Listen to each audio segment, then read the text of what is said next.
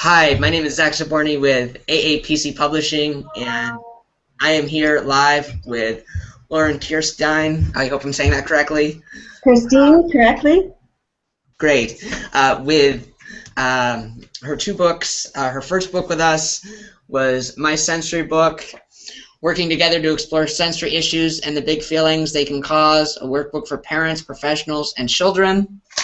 And then her most recent release is a week of stretching, shifting, or a week of switching, shifting, and stretching, how to make thinking more flexible. Both books are published by us here at AAPC Publishing. Lauren, thank you for joining us today.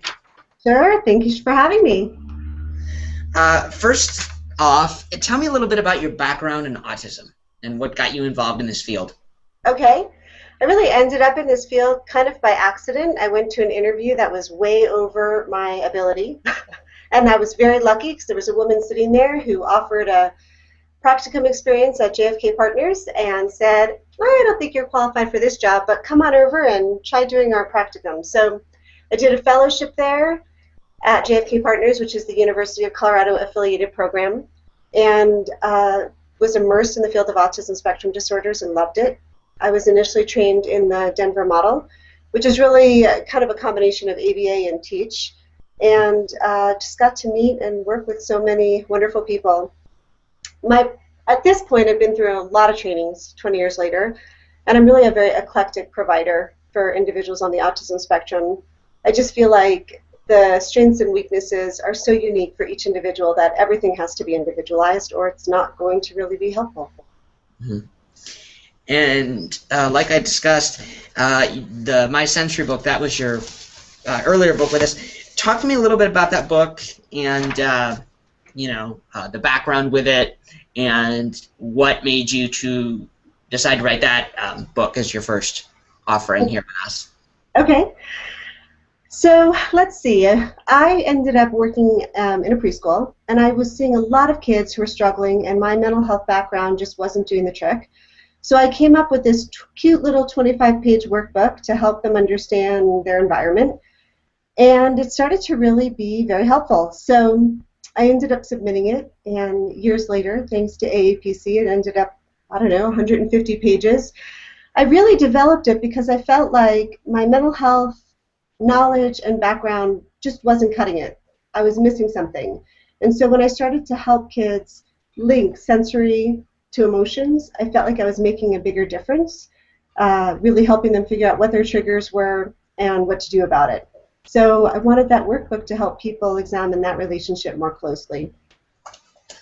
Okay. And your most recent book, The Week of Switching, Shifting, and Stretching, How to Make My Thinking More Flexible, covers rainbow thinking. And I'm actually someone on the spectrum myself, and growing up, and I know that this is a problem that many people with Asperger's and autism spectrum disorders face, is in fact that black and white, very literal way of thinking, and that rainbow thinking is, it's a great way to teach people on the spectrum to get outside of that black and white mode and kind of expand their thinking. And as you talked about in here, the brain pooling. Talk to me a little bit as well about this book, the inspiration for this, and kind of more detail about that. Okay.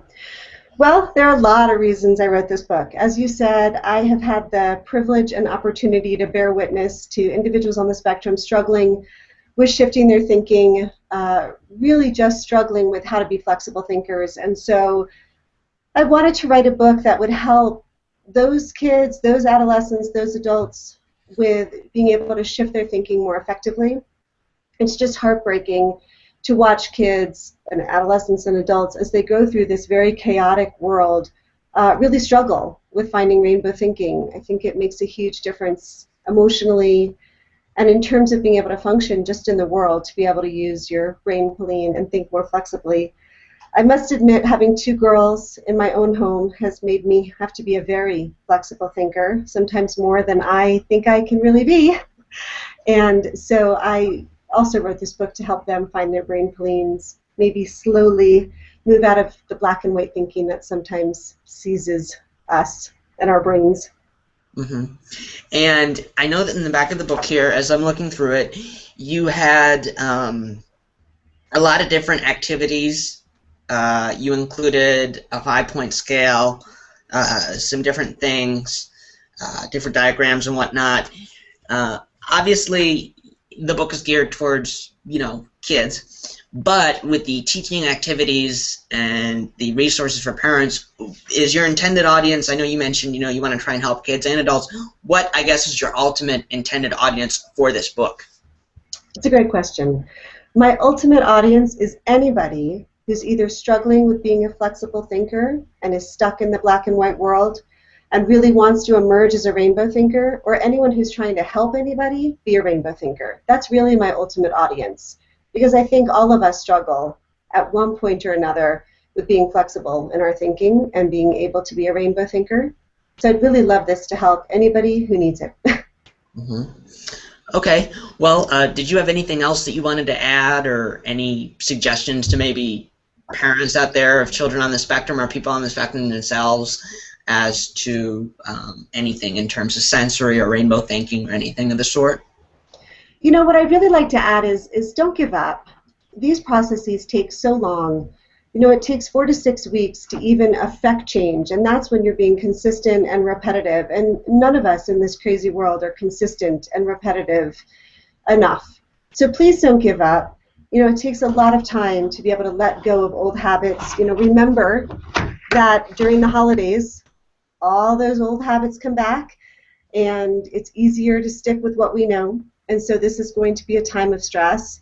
So just know that as you keep working through this, as you keep working on linking sensory with emotions, as you keep identifying triggers, as you work toward helping your children or your adolescents or your adults or yourself be a rainbow thinker, just know that ultimately things will end up in a better place. But please don't give up. It takes a long time.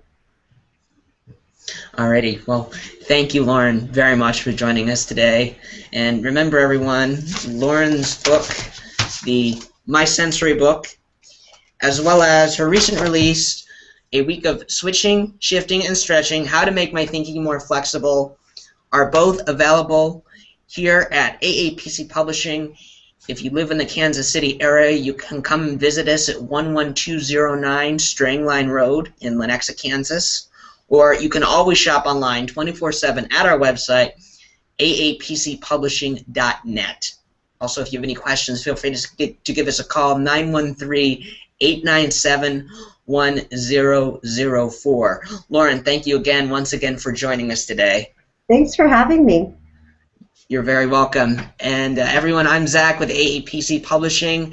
Hope you all had a great Thanksgiving, and we will see you next time on AAPC Author Corner. Bye.